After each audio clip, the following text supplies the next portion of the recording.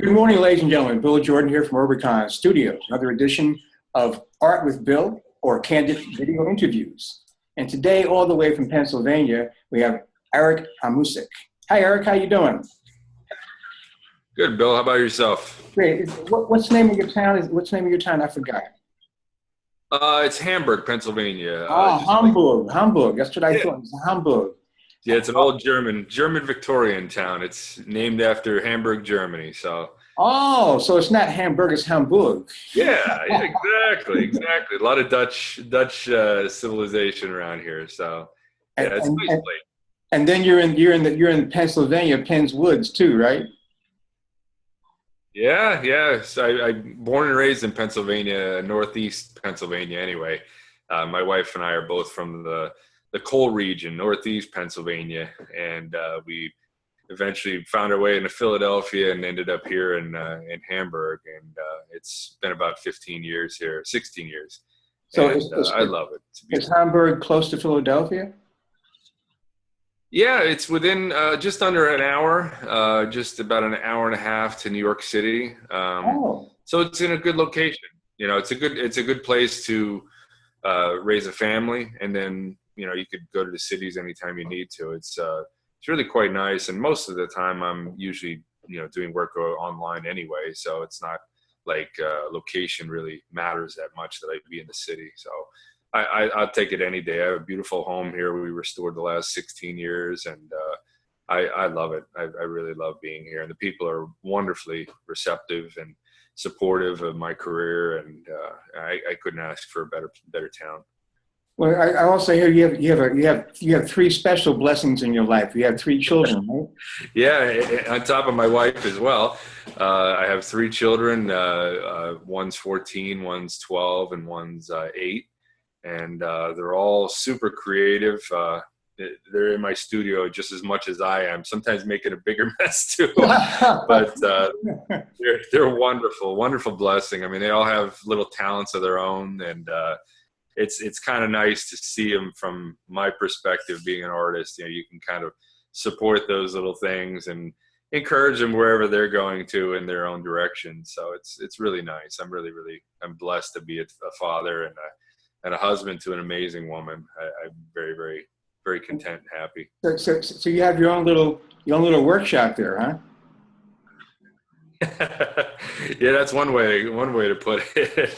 Yeah, I have my son I swear he spends as much time in here as me, and I'll be building frames down, and I have a wood shop in the house too, so he'll be down there with me asking how you do this, how you do that. So he's extremely creative on his own, so I'm sure he'll rock it even faster than I did as a kid. I mean, he'll have that support because even painting for me, I mean, I didn't pick up painting until I was 20 years old. So I didn't have that early support like he does. So it's really nice to kind of nurture that and, see where it goes. I have no idea. It does make a difference. It does. It really does. It's really a blessing. And they're so amazing no matter what's gone on, professionally, good or bad. They're always there to support you. They're there with you for every little victory, and they stand behind you. Hey, Daddy, did you do this? You did this, So it's, I find myself doing most of what I do for them. I mean, it really is a blessing. I mean, so I guess the family that paints together stays together. That sounds right. And my wife is an amazing writer herself. So. Oh, okay. The two of us really, I wouldn't be where I am today without her. I mean, she's so supportive and has really helped me through, working on where my direction is going and, helping me develop that maturity as an artist, now 22 years into it and develop my talents and pushing me. I mean, she's my biggest critic. Really? What did she say? What did she say to you? Oh, she always pushes me. She says, "Don't be lazy there. You can do more. You can do better. What's going on there. If I have an idea that's kind of outlandish and maybe outside of my scope, she'll tell me." She's the most honest person in the world. I mean, I'm happily married 19 years a few weeks ago, and Congratulations! Yeah, she's She's amazing. She's my rock. I mean, she's really an incredible woman. I mean, she'll stand there for me and defend me and be there for anything. Let me ask you this question, Eric. Now, when you have all these, you have your elves in the house and you have your rock in the house. When you take them out to celebrate them, you must give them some time off. You must take them someplace special, right? Oh yeah, we try to get out when we can. Mom and I are both so busy sometimes, but we try to go out a lot. You know, we go either some simple things like, you know, going for walks, nature walks, or we'll go out to get sushi together. My kids love getting sushi, and you know, sometimes we'll go out to museums in the city and stuff like that. Okay, all right. And go out and have a nice time. I mean, they're all just. I couldn't ask for a better bunch. I mean, they're really so respectful and appreciative as kids. You know, there's so many people out there that aren't today. You know, Right. That's true. That's true. Right. Right. Yeah, I mean, you are you're not the normal family in the sense you have two working artists and you have three wonderful kids. Everybody's happy. You know what I mean? True. You know what? I would not consider myself any success if I were just a success as an artist and not a success at home.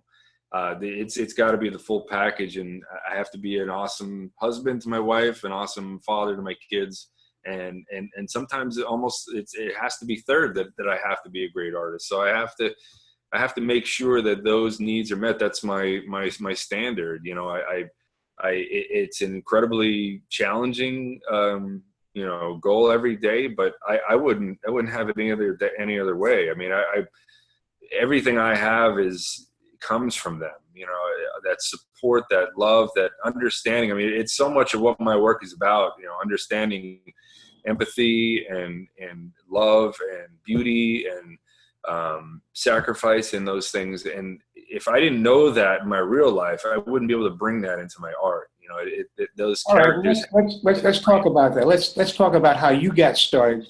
I understand that you were very impressed by Gothic architecture. Is that correct? Very much, very much. How did that happen? My wife and I are both from Northeast Pennsylvania, Wilkes-Barre, the area. It was primarily a mining town.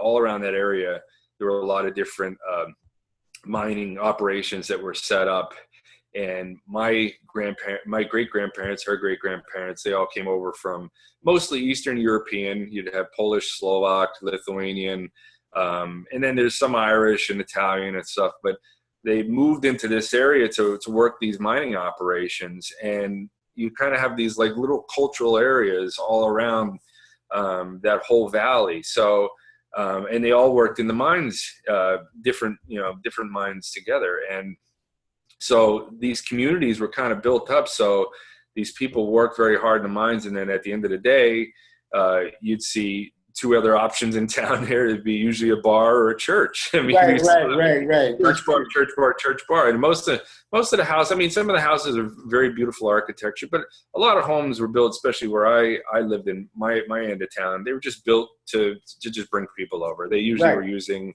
like old boards from the mines that were left over. They were building homes. So they would just bring these people in. So it wasn't the most attractive.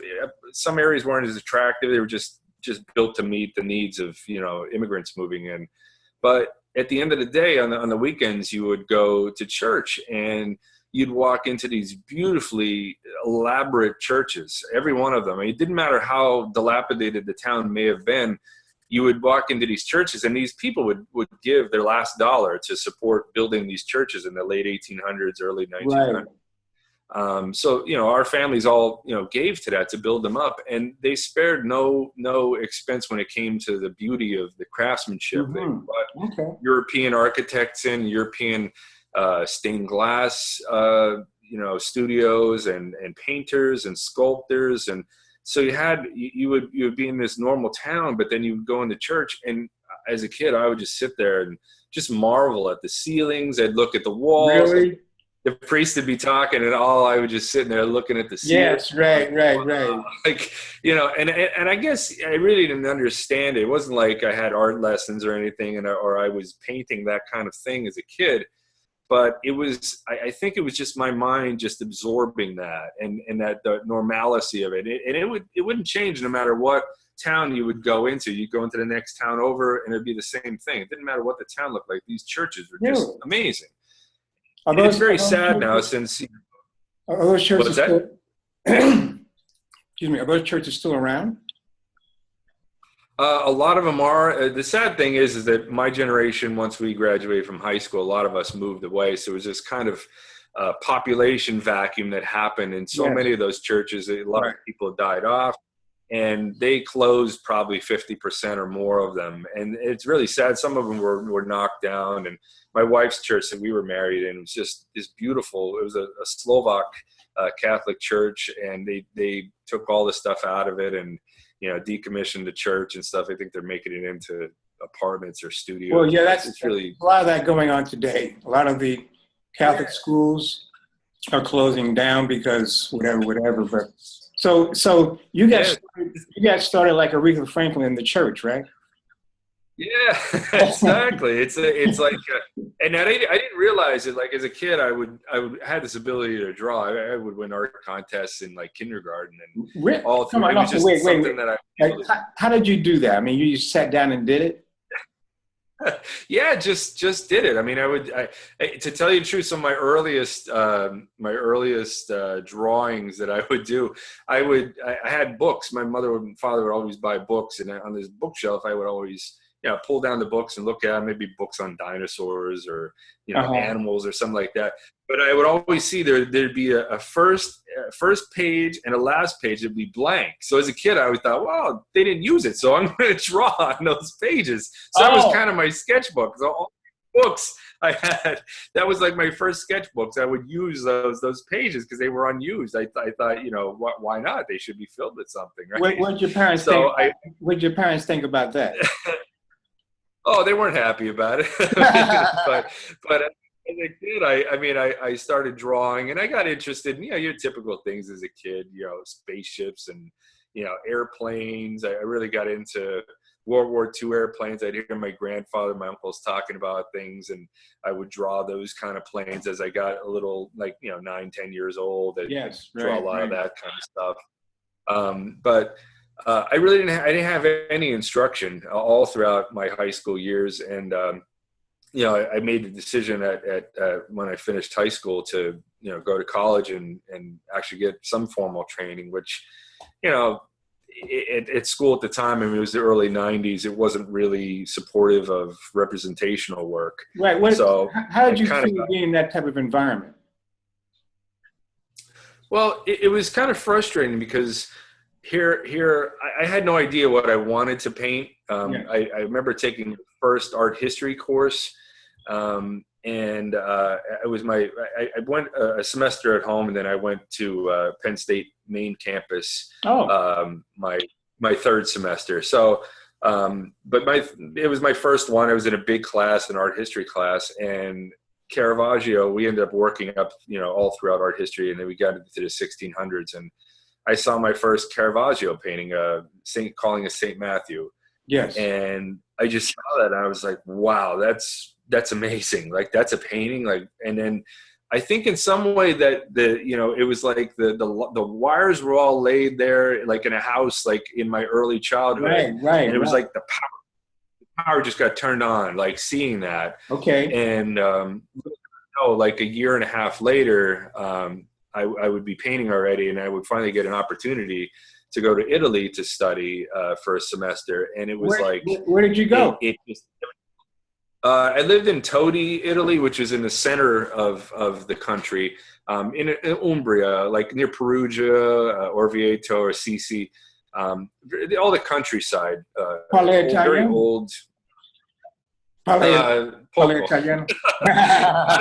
It's been 21 years now. Yeah, I know what you mean. It's so sad you don't use it, you lose it. Right. It's nice now. I mean, I still make a lot of contacts. I have shown my work in Italy 2 times since then. Oh, really? Unfortunately, I haven't traveled back. I'm just trying to balance life. How do the land of the old masters receive you? How do they treat you doing this type of work? They're so supportive. I mean, I love the Italian people. I think they're one of the kindest people in the world. I lived with an Italian family while I was there. And I just spoke no Italian before I went there. And so it was kind of a learning process. Day one, you're thrown at the dinner table with an Italian family trying to speak to you. And you're trying, and that challenge was amazing because at the end, you built really solid bonds with them. But I really got to experience their hospitality. And now meeting people like, the internet came around later after I had gone there, and meeting all these Italian people. Now I have a lot of Italian collectors, and they're just exactly the same. Just very, very kind, respectful. They understand my admiration of Caravaggio, and a lot of the Italian painters are certainly my favorite of that time. So I really got to study them very in depth. And my work it definitely speaks more to them. There's nothing really contemporary that influences my work, but that work directly, my ties are directly to that era in art history. But so it's amazing. You're basically like creating your own little period piece in your work, whether it be 2017 or 16, you're still in that particular time period. I feel that way. I feel that, especially, Caravaggio, Artemisia Gentileschi, a lot of those artists of that time, there was an attention, a shift that was taken intentionally at that time to kind of address the needs of the population that were looking at this type of artwork.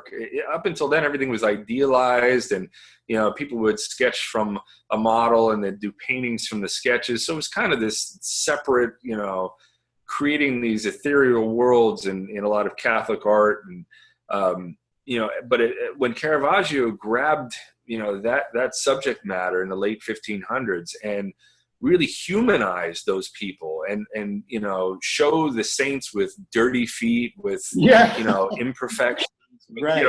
Really, he really went a long way as to tell you that yes, these people were real. They were real people. They were messed. They screwed up just like you. They had bad days. They messed up. They may have been inspired but didn't do it quite perfect. They were humans, and I've always really enjoyed that aspect of it. And I try to bring that because you have to kind of have an empathetic heart to other people, to the subject matter, to really want to convey that properly, I think. Eric, let me ask you this. Eric, do you see any similarities between Caravaggio's days and the days we have now? I think there are some things, yes. I think there's certainly shifts in culture and, as far as,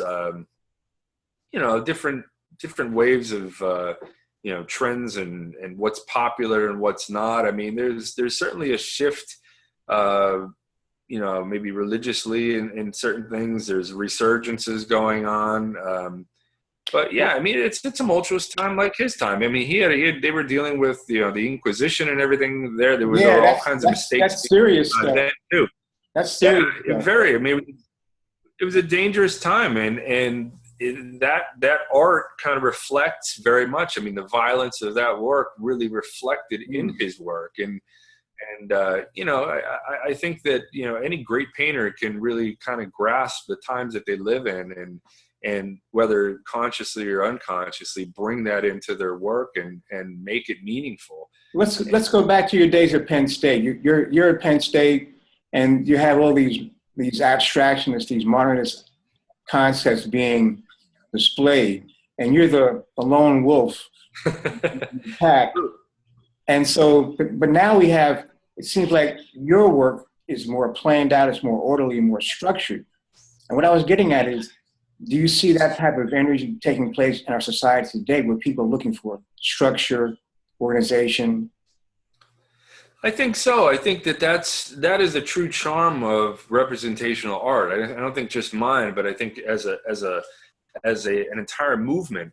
There was a lot of rejection of that in the early 90s when I went there.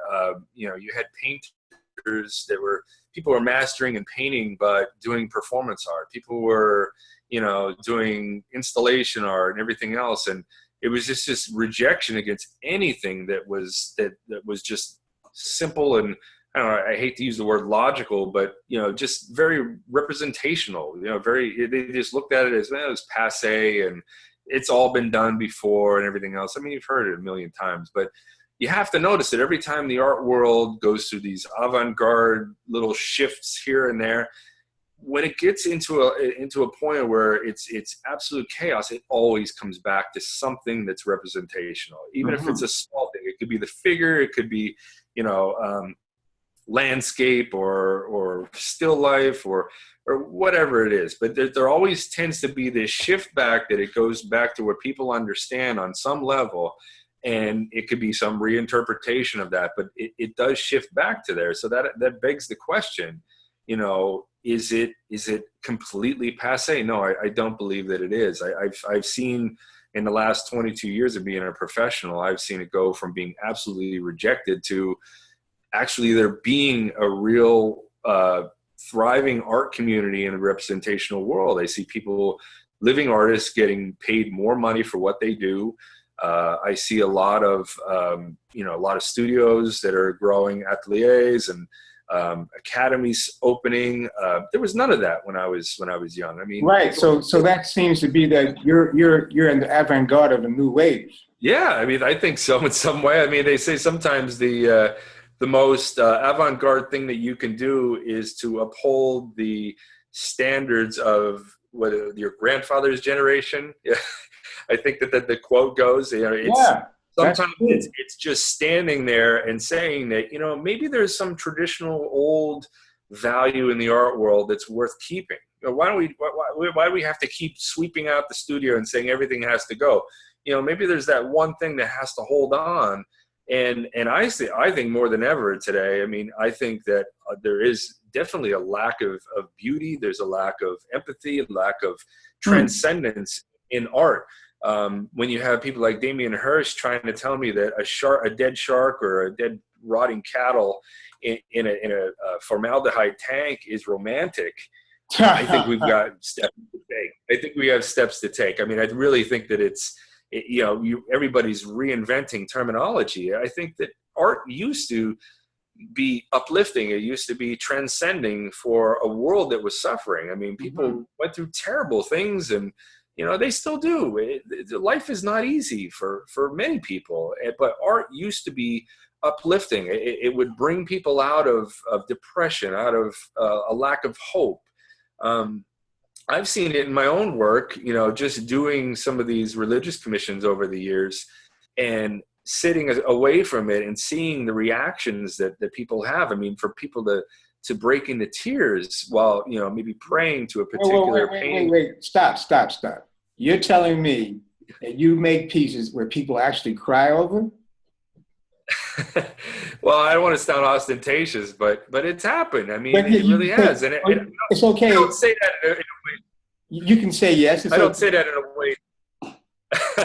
Well, I don't want to be an egomaniac. It's not my style, but I tell you, it has. I mean, I've done paintings for memorial portraits for people that of loved ones lost, and okay. I've had people really, really break down after seeing the work, and for me, there's no greater. So, what about these? Why did you start doing religious paintings? Why did you start doing that? People ask me that all the time. And it's funny because, setting off into this profession, I thought, everybody's like, you're going to kill your career doing that. It's just, it's not what artists do today. It's old. No one wants it. The church doesn't have any money. Look at, they're closing all these churches. No one wants to see it. Since Vatican II in the 60s, a lot of Catholic churches, they look like Pizza Huts more than they look like a church. Yeah, that's true. That's true. Right. Yeah. So, I mean, there is the whole dynamic of people who have told me over the years, you're crazy. Don't even bother. And, no galleries are going to approach you and carry your work. Eric, you are crazy because you're an artist. You have to be crazy, right? Oh yeah. You got to step on the edge and be able to walk that line. I would the problem is, I think sometimes I'm so hard-headed that when someone tells me I can't, I'm like, no, I'm going to do it anyway. That's like, right. That's a I'm good going to thing. plow through that, and because, no one ever, when someone criticizes you, and as an artist, you got to get used to that. You're going to be criticized from the beginning. From the day you say, I'm going to be an artist, you're going to get a million people from your family, your friends, your neighbors, everybody's like, why do you want to do that? I mean, I still tell people, yeah, I'm an artist. And they're like, sorry, Really? What, and it's sad because that stigma is, it's wrong.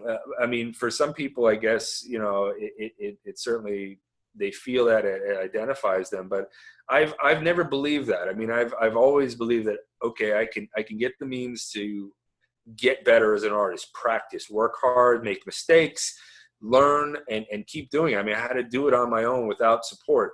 But I'll tell you, if you just have that desire and have that fortitude and know how to push through failures and things like that, you will find what you want. You'll find. Okay, so let's get into that. Sure. Like, what is your, I would call it the winner's attitude. Like let's go into your psychic process. I mean, like, look, it's like a big black hole. You had to paint it white. You start with a little bit. You're going to make failures. How do you deal with those things?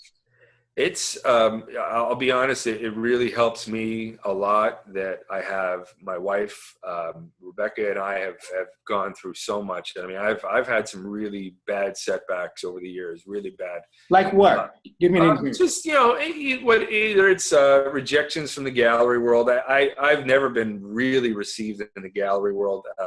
Fortunately, I have a small gallery contract right now, but over the years, I got right out of art school, and I kept trying and trying and trying. And I've been rejected hundreds of times by galleries. And for what, I don't know most of the time. Sometimes it's timing, sometimes it's subject matter. But those things used to bother me. I used to go, that's the only way I can make it. They're not giving me the chance. So those early on in my career, those were bad setbacks.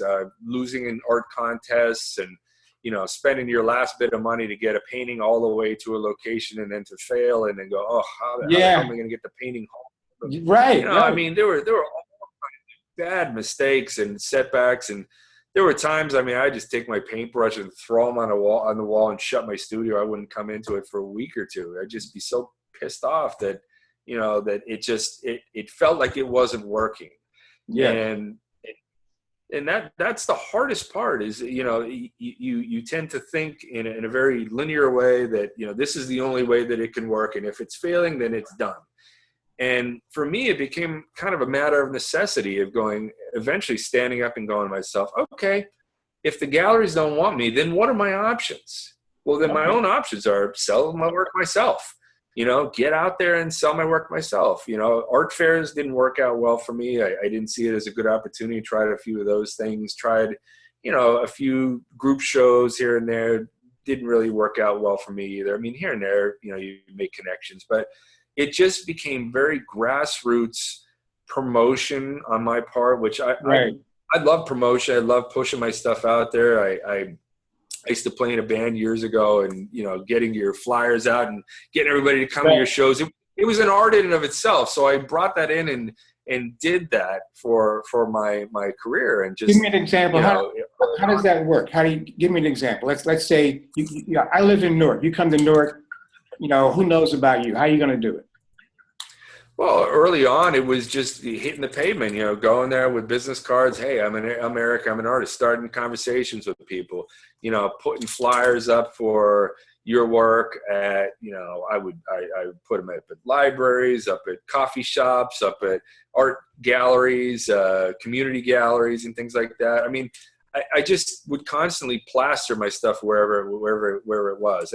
And then later on, then you start working yourself. Then social media started coming around. I mean, early on, I got into the website thing in '97. I mean, right away, I saw the potential of all that and started making a lot of connections on there and art groups on there.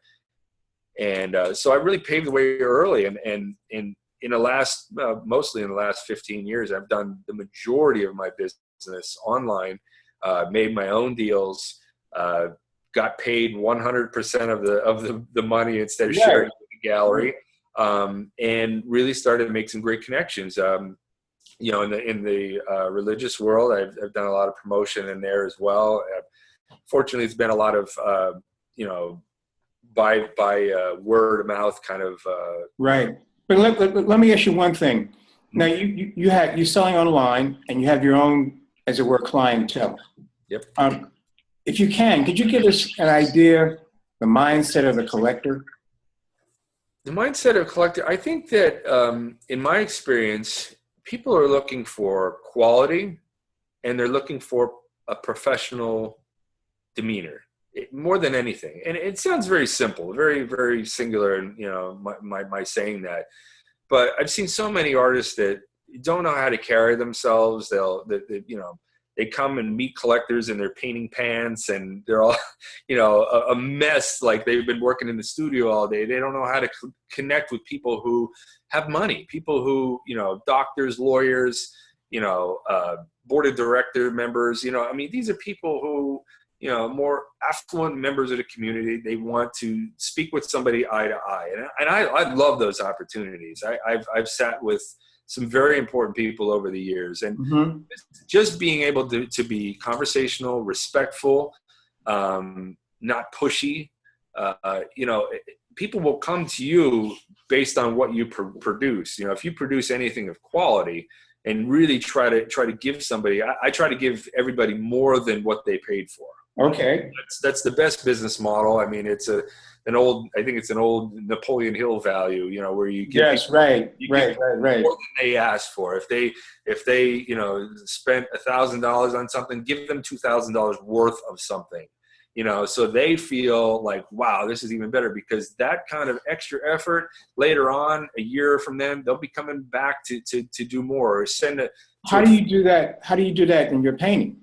You know, sometimes it might be, you know, doing it a little bit more of an elaborate frame, do a little bit of a larger painting. Oh, I see. Okay. You know, I try to give more. I mean, you know, I try to push more into it than they would expect. And I like that aspect of when a collector finally sees the finished product, if they've commissioned it or, you know, or bought the work, that they see that and they appreciate. You know right away if they do, because I think sometimes my collectors appreciate the work more than I do, which I like. I like that. I've only encountered once or twice over the years where somebody, I'm like, geez, I don't know if I wanted it in that collection. But most of the time, the people have such a personal connection to the work. For me, seeing that work go there, it's like I'm giving up a part of myself, and I'm like, good, it's being taken care of, you know? Right. And you know, I'll work that much harder to get it into that collection. I mean, that's really what it's about. I don't like to have a studio full of paintings. I really don't. I keep as low of an inventory as I can. Exactly. And try to really find, you know, the right places for everything. So there are two things that came up. First question is, when you're composing, designing a piece, is there a particular story or emotion you want to convey? Definitely. Sometimes that story might come.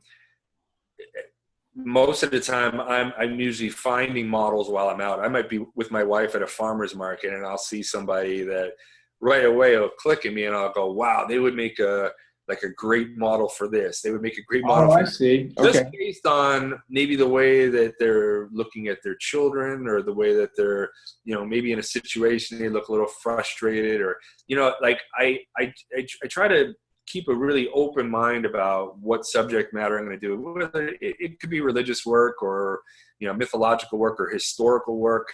But I like to read the faces of people. I like to really find something very deep in an emotion. And it could literally be a stock boy at my local Weiss market. It could be somebody at the local library. It could be, you know, somebody I see online. I immediately will know right away if that person is capable of doing it. And I think, you know, case in point, one of my biggest successes over the years, I did a painting years ago of Nero, burning Rome. Okay. And I hired this kid. He was at my local supermarket. Really nice gentleman. He had just moved here from England, one of the most polite guys in the world, but he had a little bit more of a full face. And I thought, wow, he would be a great Nero. And I came and posed him here in my house, and it just wasn't working. Probably an hour, like, hey, could you turn this way? Could you do this? And he's just such a happy guy. And I'm like, you got to look mean. Nero's not a happy guy, right? Right. And I just couldn't get it. And then he got a call from his wife arguing about something on his cell phone, and for about 5 minutes. And he got back into the room after that and just slumped in this chair like this. And I was like, there it is. That's it. Stay put. That's it. That slouching, pissed off look, And, it's kind of those moments, you got to capture. Like, I don't want to just paint figures. I don't want to just go, hey, bring a model in and lay on a bed and I'm going to paint a nude model. It doesn't mean anything to me. I don't want to paint somebody's back or their butt or, I want to look at their face. I want to see something. I want to see something animated in their face, something like truly pierced into their mind, and find out what's going on. What's that emotion? It might be something deep. It might be something terrible. It might be something very tragic. I'm always trying to dive into that. And, I think that truly brings great work. I mean, we all understand an emotion. You might not understand the story, but when you look at somebody in a particular pose and you see a certain gesture, you understand it. You right away as a person, you go, "Oh, I get that. I felt that way once." Normal people, anybody get it. That sounds like a pretty in-depth process, and I would imagine there's some frustrations that come up. What are they when you're trying to express this emotion? What type of frustrations do you encounter?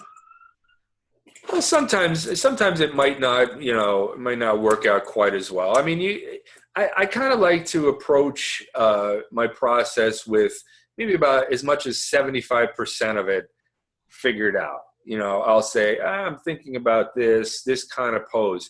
When I'll bring a model in, that 25% is up to them. And, usually when you bring somebody in, you're like, hey, go stand over there and pose.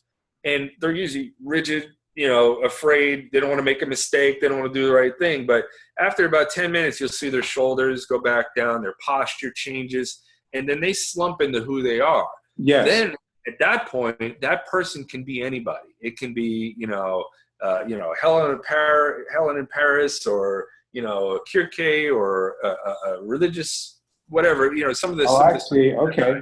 I got it. At that point, they can become that person, that character. Essentially, it's almost like acting in a way. It's trying to get the right believable character. Right. And, there have been times in the past where I've even had a switch, like I'll come in with a certain idea, but the pose that they did was so nice it might fit into something else. You got to be willing to kind of act at the moment, find out what works.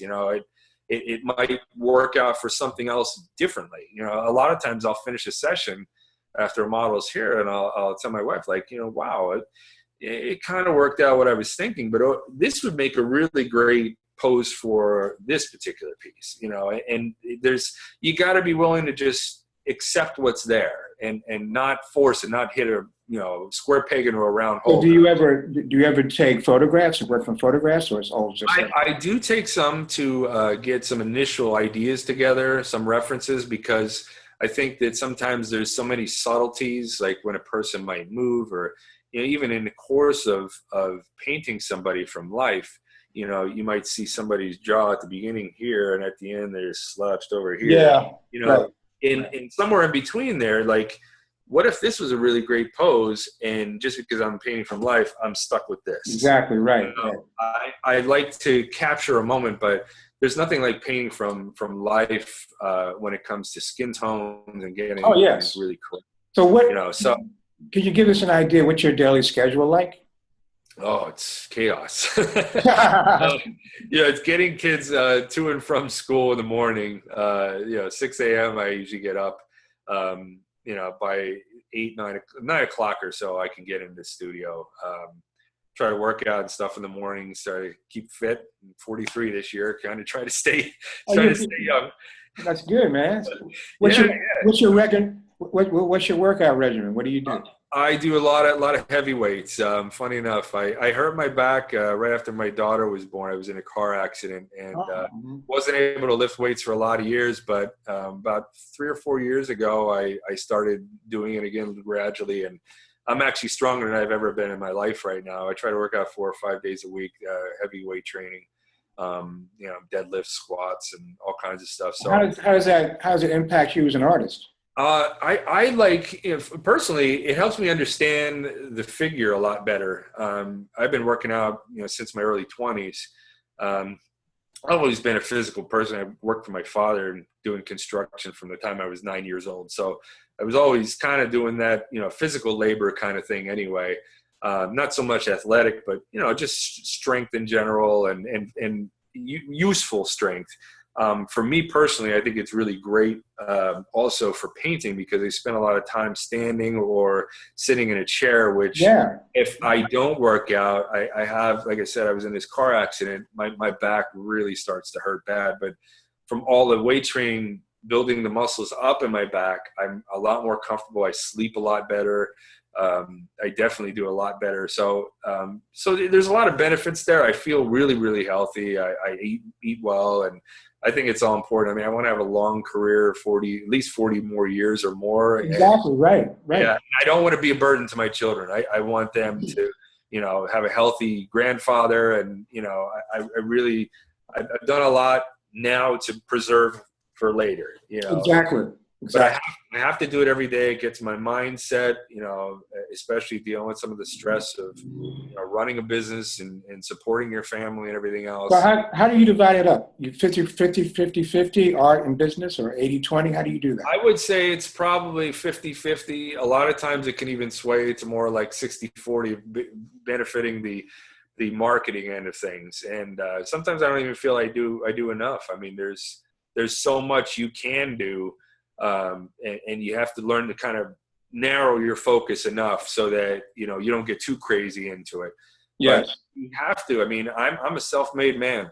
Nobody has supported me. Like I said, I've not had a gallery that's been championing me or putting me in places. I've done everything I've done on my own. I've failed on my own, and I've succeeded on my own. And I'm grateful for the failures as much as the successes sometimes, because isn't that sort of like life? Life is, you come in, it is. see your fails, you see you fail. Yeah, it pushes you to be better, though. It really does. I mean, like I said, I didn't have a lot of advantages. I just like even my workout room. I don't have the greatest weight sets and stuff, but you work with whatever you have to make whatever you want to do. And exactly. You don't get optimal circumstances. I mean, fortunately now I'm at the point where, like, I have Jerry's Artorama now is supporting me. Oh, great. Okay. Materials. They're fantastic people. 22 years into this, I would have never imagined a day where somebody would be like, here, try some art materials and, demo these and tell us what you think. Oh, really? That's nice. Okay. Yeah. I'm actually, biggest support from them right now. I'm doing a project. I'm painting Dante's Inferno.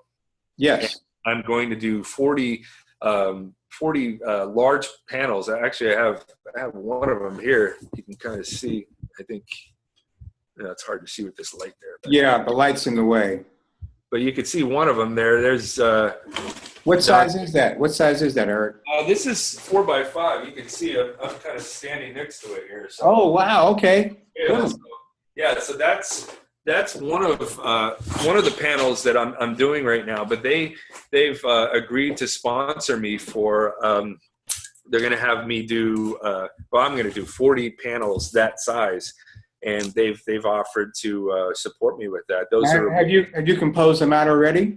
I've composed a number of them. I'm actually, it's such. I mean, it's going to be 3 years worth of work. So I've got yeah.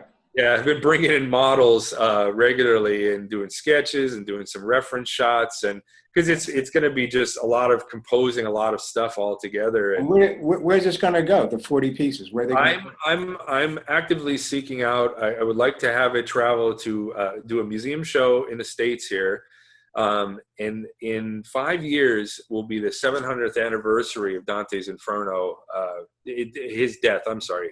The anniversary of his death. So there'll be a lot of celebrations in Italy going on during that time, and Ravenna and Florence and a number of other places. And I've teamed up with a Dante scholar, one of the best, in my opinion. I think he's incredible, Professor Christopher Kleinhens.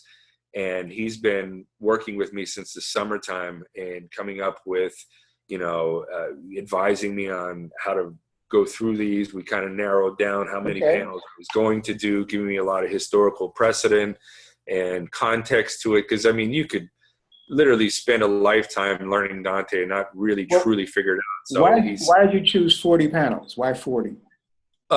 Because I think that, going through, I mean, the precedent that I have them kind of going off is Gustave Doré did his illustrations in the mid 1800s on the series, and his kind of come in, I can't remember the exact number, if it was 38 or 42, but he's somewhere in there. So we kind of use that a little bit as a guide to go, okay, based on the story here, what panels are relevant. There was a few we took away, and I believe we put in one or two of them. But we talked very much together about, what was important in each particular canto. Because each, his whole, the Divine Comedy has 33, and 34 cantos for the Inferno, the Purgatorio, and all the rest of the work. So he ended up breaking it down that way, the 34 for the Inferno. Some of the cantos are a little more involved, so we thought maybe some of them should have two panels. Yeah, I have a trick question for you. You talked about purgatory, right? Yeah. Well, the Roman Catholic Church did away with purgatory. You know what? It's funny. My wife and I have all kinds of jokes about purgatory from growing up with it. You wouldn't believe all this. She went to Catholic school on top of it, so right. That's what I'm talking about. Stories like the old ladies that tell you that you'd be complaining about kneeling down too long in the church. You're like, oh, my knees are there. The grandmother would tell you, give it up to the poor souls in purgatory. All the time, Stop crying, bring it up to pray for the poor souls in purgatory. It's always kind of a funny thing. Have you ever been to Notre Dame Cathedral in Paris? What, have I ever visited there? Well, if you go to Notre Dame in Paris, the original church, there were no pews. There just marble floors, and you go there, and the floors are all warped from people kneeling. Oh yeah, absolutely. I mean, that history is there. I mean, it's the time spent is there. It's so how did you get into mythological painting? What motivated you to do that? You know what? At an early age, I was always very interested in it. I remember, I think it was maybe around 1980 or so. They had that movie Clash of the Titans came out. Yes, right. And it was just one of those films. I think I was like 6 or 7 years old, and it just resonated so much with me as a kid. I wanted to find out more, and reading about some of these characters, and I was able to kind of pick up on a couple stories here and there as a kid. So it was always so much larger than life, the heroes and what they went through. And it's always amazed me. And then all throughout college, reading different stories. And it's always been something like I feel you feel some kind of personal connection, I think, as an artist, where you're seeing some of these people and they're being challenged to be so much greater than they are, And now we have a piece here. You sent over a piece. It was your Jason, right? You sent that over? I believe so. Yeah, that's one of them. Yeah. I don't have that one here. I think. Let's see. Where's your Jason? I didn't make that one up. Yeah. All right, but okay. We still have this other. This is a mythological character here, isn't it?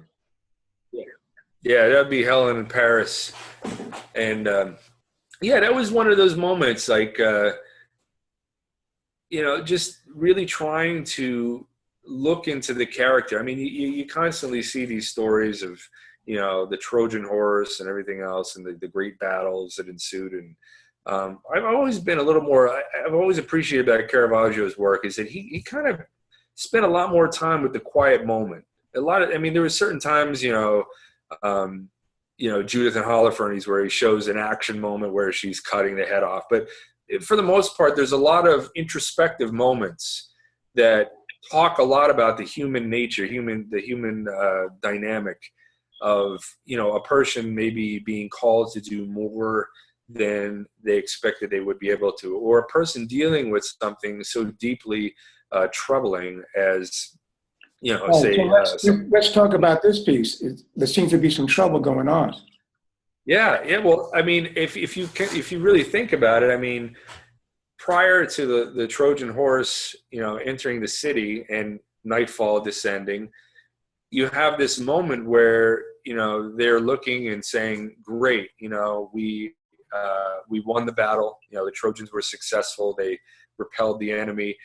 And at that moment, I'm thinking about Helen as a character and looking at Paris and what he did to bring her there to Troy, but her being burdened with the fact that, okay, maybe it was a success, but all of those people killed in her, maybe her putting that on herself, like what would that feel like? And him trying to tell her, listen, it's okay, I love you, I will always be here for you, but understanding the complex emotions of that particular time, that little rest before the storm, so to speak. Right. At that moment, hell is about to descend on them with all of those soldiers hidden inside the Trojan horse. But her just at that moment trying to get over the personal accountability for, if she hadn't entered the city, all of those Trojan people wouldn't have been killed in because of her. So it's kind of like, testing the boundaries of his love for her at that moment, and I think those introspective moments are very powerful. How does this relate to modern society? Anything? I think that a lot of my work is kind of a little bit of an antithesis of modern society sometimes. I mean, we're all taught that, we just kind of just run at life and do whatever the heck you want, and there won't be any consequences to anything. Nothing will matter. Don't worry about it. Just do whatever you want. And, here you're dealing with a person here who's, having to deal with accountability of what happened because of her actions, either direct or indirect. And it's those quiet moments sometimes where people have to be introspective, and it's those moments that could really change a person, sometimes for the better. I mean, we're talking about earlier about failure and everything else and how damaging it can be kind of at the onset. But really, I mean, I like the way you pose her. I like the way you pose her from that responsibility position of the vertical. And yes. Her body's vertical. And I like the fact that she seems to be pensive because you have her head coming from the sinister. Yeah, it's kind of tilting away, and his expression is, he's bringing her hand to his heart and saying, I'm here, I love you, and his expression is sincere. And that's amplified. That's amplified by the fact that he's on the horizontal, which connotes the calmness. Exactly, and there's this kind of, you're looking at him and he's almost smaller than she is. Yes, right. Being a little bit more submissive to her. It's kind of showing his youth, his inexperience, his kind of, acting without thinking, and the kind of foolhardiness of love sometimes. And then in the background, you have looming this big horse. Yes. Yeah, and it's this darkness that's descending on it, and it's kind of amplifying her feelings, at the same time. So there's this tense moment. Like I said, I tend to look at moments like this, like the calm before the storm. Like the Jason painting that you were mentioning, has Jason at the end of his life after all of his kind of megalomania, trying to do all that he did, and he's sitting there at the end of his life. Everybody's abandoned him. He's at the shore of this island where his boat, he's sitting at the stern of his boat there. and reflecting on his life and going, my God, what did I do? And that's right at the moment he's killed by the stern of his ship. It cracks and falls down. So this is like right at the moment. It's that calm before the storm. I think there's powerful moments in that. You know, there's moments where we're all, you know, you're forced to look back at your actions. You're forced to let's take a look at it. What your let's next look at another piece and see what goes on. Here's a classic one. All right, let's go back to this one. Now, let's look at this. Yeah. Okay, now this is this a mythological, or where are you coming from on this one? This is Kirke. This is a specific story when Odysseus's men are entering the island there, and Kirke is there. They're you know, on his voyage home, and Kirke is sort of this. You want to call her a witch, for lack of a better term, right now, but she's personally responsible for, you know, kind of luring these men in and getting them to drink and, you know, eat, and transforms these men into pigs and other animals. Right. And lures them, keeps them on this island forever. You know, these men are trying to get back home, and she's kind of this enchantress, so to speak, you know. Okay. And so you see, kind of looking behind her down this hallway are some of these lions. They're kind of her little minions, so to speak, and looking to greet the oncoming ship that's in there. Yes, yes. But Odysseus ends up tricking her, and obviously, you know, refuses to be drugged and transformed himself. But he kind of is able to beat the whole thing and leave the island and return home. But you know, I enjoy dealing with stories like this as well, and dealing with the, you know, the human nature of it, the enchanting sexuality of this, this woman, you know. Right. This is a sexual piece. Yes. But I guess because you have her eyes looking over to our left, mm-hmm. That's where you want to go. That's the center of attention. So it's not pornographic. It's just expressing the lure of the flesh. Exactly, and I think that's a powerful point. I mean, you know, I don't paint. You know, I don't want to paint a woman that's just this sexual object, or you're objectifying this object.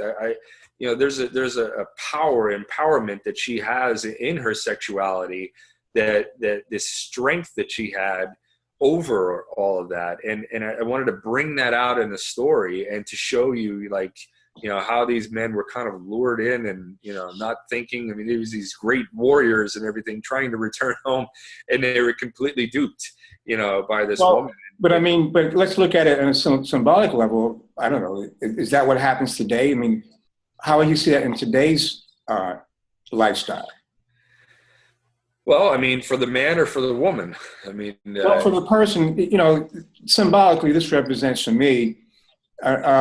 You know, it's like you're off your goal. You're distracted by some enticement. Yeah. Well, definitely. I think it talks a lot even about, similar to the last piece about Helen and Paris. It's that acting without thinking kind of thing, not being on your guard. And, you know, a lot of mistakes are usually made that way.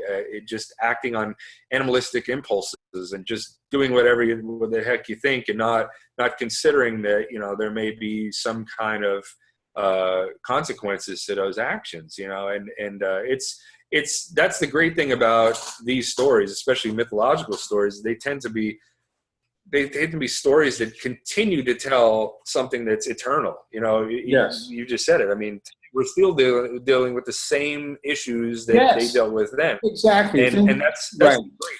Exactly. That's a great point about this stuff, is for anybody to say that this is passé is ridiculous. I mean, we have not changed. History is built on history. It's built on history. I mean, people make the same mistakes over and over and over and over again. It seems to be the case. I think that's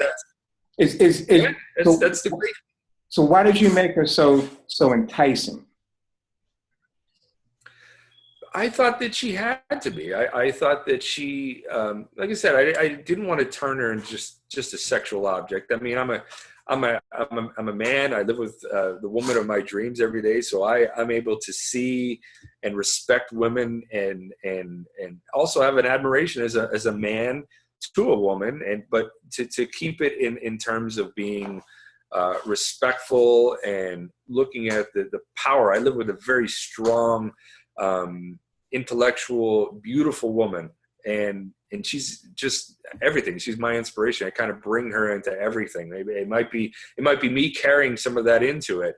But here you're dealing with an intelligent, beautiful, strong character here. Yes. Who's doing what she needs to do to get it done, conquer, or right. And I think that bringing all that beauty out, the color, the red around her, the golds and everything else, amplifying that whole enticing character. And you can understand why, maybe kind of understand why these men were so taken to that. So Eric, I have a question for you. It just came up. You were talking about, sure, about the artist, you, and having respect for women. And my question is, whether you're a man or a woman, how does that work out in terms of being the artist? Having a respect for women? No, what I mean is you could be a man or a woman, but you're an artist. And an artist seems to go beyond gender, in my opinion. How do you see that? I've always said in any time I've dealt with any subject matter, as an artist, I'm a human being first. I'm an artist. I'm a artist kind of secondary. If I can't do something that makes sense in the real world, I can't see going and doing something in your world and thinking I could get away with it. Case in point, I mean, years ago, I used to do these paintings where it would be people kind of flying through this ethereal space, kind of falling from things. Kind of the fall of the damned. I would do a lot of studies in that kind of area when I was finishing my studies in college. I was painting these paintings up until like the late 90s, into the early 2000s. And then 9/11 happened, and you saw a lot of images of people jumping from the Twin Towers. Right. Horrifying, horrible to even consider. I mean, just thinking about what went through their minds, and making the decision to die by that and not die by whatever flames. Yeah, right. I mean, awful to consider. Mm-hmm. And I thought to myself, I can never do that series again. I can never do that again. But yet, I did see some artists around that time taking those images and doing art from that. Mm-hmm. And I just thought, you know what? There's kind of a line. There's a line where you step across it and you say, I no longer care, and I can't see that. I care too much about people. I mean, maybe for some people it's the controversy they enjoy, whatever it is. I have to be, like I said to you, it's my standard. I'm a father. I'm a husband. Right. I have to do what I believe is right for me, that I can go to bed at night and go, right. Of course. At least I can live with myself. So right. I really can't create any art that wouldn't follow that standard that I have for myself. That I'm not going to judge. If somebody else wants to do something, that's fine. It's a free world. You can do what you want. I don't particularly have to like it. But, I believe we're free. We can do whatever we want. That's certainly, you're allowed to. But for me, I believe that anything I create has to follow that first. I have to follow some kind of empathy, some kind of love and appreciation for other people. I try not to trickle on other people that way. I like your position on that. Let's go on to another one. Here's one. What's happening here? Well, it's one of the oldest and most, well, not oldest, but one of the most popular images you'd see in art. It would be a crucifixion. And, again, it's a story that people would tell me in the past, why do you want to do that? It's so passé. It probably was one of the ones that brought up the most conversation that I've had in a long time. How is that? On both sides, good sides and bad. There's some people who just felt the need to go, this has been done so many times before, so what? Other people, like I said, it had a tremendous emotional impact for the church that it went into Okay. in Ohio. What church is that? It's St. Sebastian's Parish in Akron, Ohio. Okay. And this particular painting is almost it's 8 foot tall by 4 foot. So Wow. with a frame, it's about 9.5 feet tall. It barely fit in my. I have an old Victorian house. It was almost to the ceiling. The frame was built for it. But a wonderful piece. It's one of those things. For me, it's a tremendous challenge because you're like, wow, it's okay. It's the creme de la creme of a commission. Like, how do you? What's my interpretation of this subject matter? What can I bring to something that's? Okay, well, I have a question for you. Why do you have the skull at the bottom of the cross there? Well, that's kind of a tradition of some older pieces where they would show that was symbolic of Adam. That was Adam's skull. So it was kind of Christ conquering original sin of Adam being at the base of the cross. So it was kind of bringing that kind of full circle as far as the iconography of the piece. What is that sign at the top? INR something? Yeah. The King of the Jews. Your typical. It doesn't really jump far as subject matter is concerned from many historical depictions of it, but in terms of what I wanted to bring to it was a very human feeling. I wanted the pose and the emotion of the face. If you've ever seen a close-up of this, there's this very sympathetic face, this kind of moment, like I said, always the calm before the storm kind of thing, where he's tense and he's about to let go.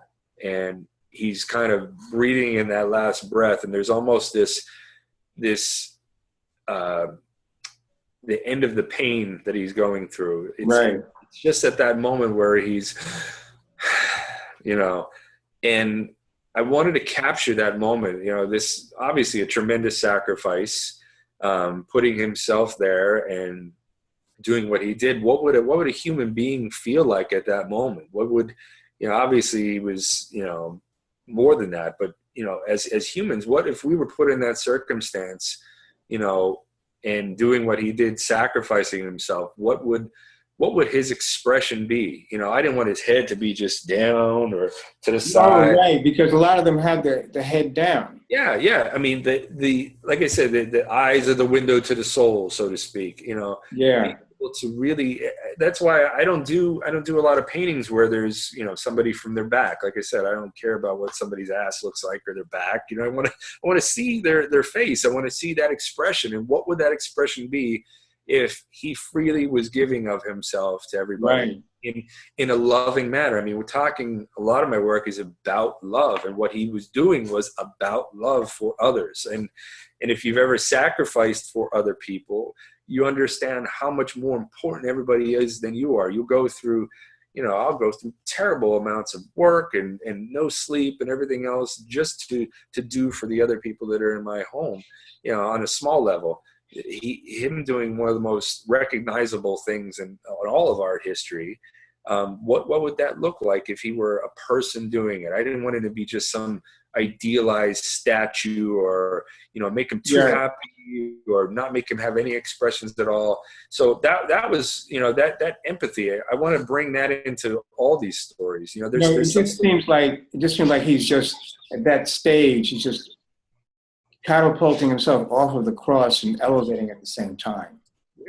Yeah. I mean, his muscles are showing it. I mean, his hands, if you see them up close, they're super tense, but they're just at that moment where they're kind of letting go. His shoulders are up. He's just at the point where he's, going to relax into death. And, I've done other pieces like this with Martyrdom of John the Baptist, where the executioner's right over him, ready to do what he's going to do. And John the Baptist is just looking up right at that moment and going, okay. So then this is like a metaphor for people today. No matter how bad things are, you got to be cool, right? Yeah, because you know what? All bad things end, Yeah, right. All there's all always good things in too. there's everything is, there's a reason the sun comes up and the sun goes down, because That's right. That's right. each day there's a new opportunity. And I think in a lot of ways, I bring a lot of my feelings, my successes, or I should say my failures and my doubts and my fears and everything. Mm-hmm. I bring it into these characters. And the great thing about it is when you create work that's representational, that's understandable to somebody, doesn't have those filters set up in front of everybody.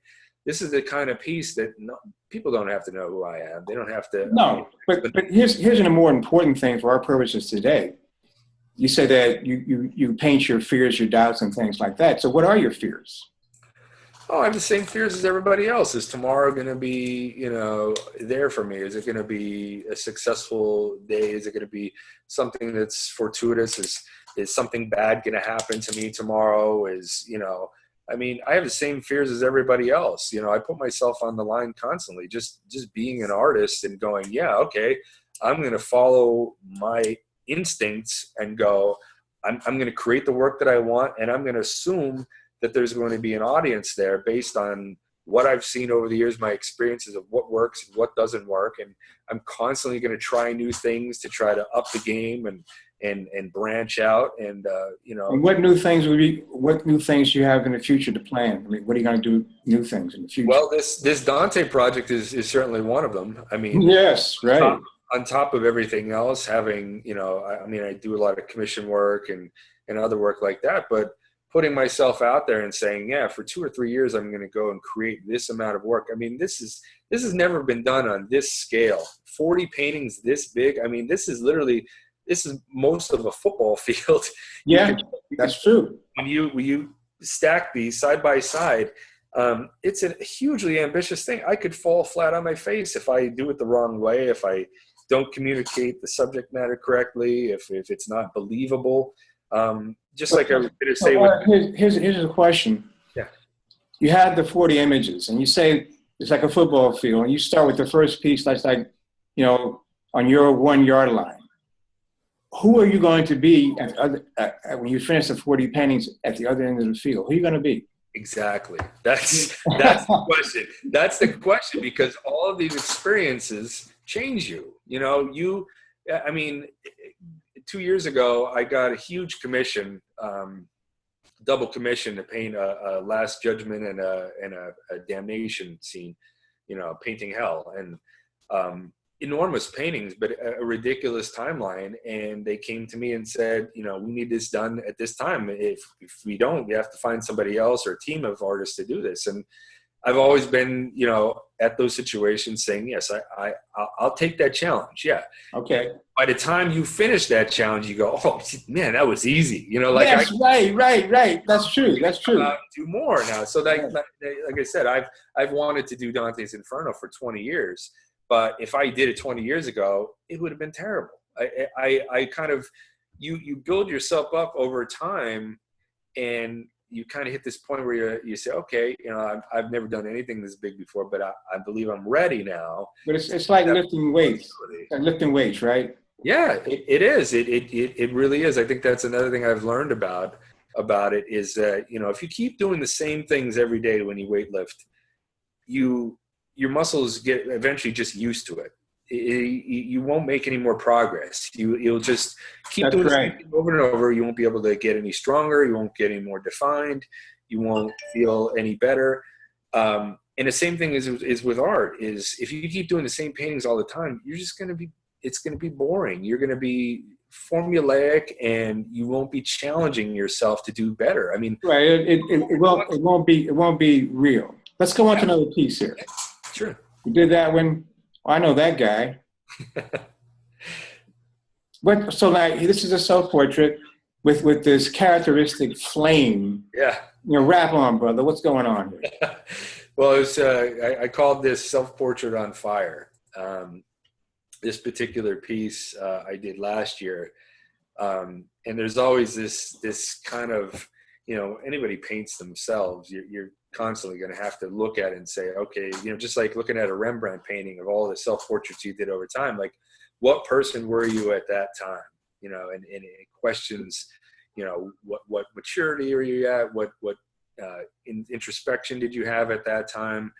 And at this particular time, I saw a lot of changes going on in my career, like finally starting to get a lot of attention in areas that I had worked on for so long. And, like I say, even with Jerry's starting to support my career right now, like, I don't know why it just still ends up being surprising after all this time that, it just starts pouring in. And well, how did Jerry's come about that? They contact you, you contacted them. How did that come It was about? kind of a back and forth for a little while. And then I had a conversation with Ira Goldstein, the CEO, founder, and he was an amazing person, just really interested in what I had to offer as an artist, wanted to be very supportive in any way, wanted to find out what my goals were, and to kind of stand behind some of those things in any way that they could support me, having me try out new materials. They were telling me about some new mediums that they were producing, and now even the aluminum panels that we had discussed in our initial conversation. Now I'm painting on the aluminum panels that they're producing, this AlumiComp, they called it. It's What's that? What's an aluminum panel? What's that? It's the product is called AlumiComp, and it's two-sided aluminum, and in the middle it's polyethylene. It's a polyethylene core. So the panels are really, really nice and smooth. One side is completely smooth. The other side is brushed a little bit. Yes. So you can easily paint gesso over it, and it holds it, it grabs it. So they're fantastic, especially in a case of painting larger work like this, where most of my work for the last 15, 16 years has been on panels that I build out of usually birch. I usually build birch panels with poplar cradles. Why did you not use canvas? I don't like the tooth of the canvas. I don't like dealing even with linen and things like that. I like an absolute smooth surface. I gesso these surfaces and I sand them very, very smooth. So I like it because it really allows me to do a lot of high detail work.